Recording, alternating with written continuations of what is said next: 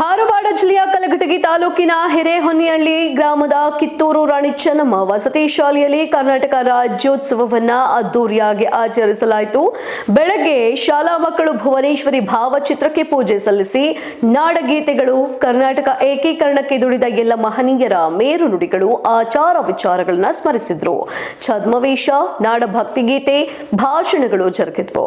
ಪ್ರಾಂಶುಪಾಲರು, ಶಿಕ್ಷಕಿಯರು, ವಿದ್ಯಾರ್ಥಿಗಳು ಹಾಜರಿದ್ದರು. ಅಚ್ಚೇವು ಕನ್ನಡದ ದೀಪ, ಕರುನಾಡ ದೀಪ, ಸಿರಿನುಡಿಯ ದೀಪ, ಬಲವೆತ್ತಿ ತೋರುವ ದೀಪ. ಅಚ್ಚೇವು ಕನ್ನಡದ ದೀಪ, ಅಚ್ಚೇವು ಕನ್ನಡದ ದೀಪ, ಅಚ್ಚೇವು ಕನ್ನಡದ ದೀಪ, ಕರುನಾಡ ದೀಪ, ಸಿರಿನುಡಿಯ ದೀಪ, ಬಲವೆತ್ತಿ ತೋರುವ ದೀಪ. ಅಚ್ಚೇವು ಕನ್ನಡದ ದೀಪ.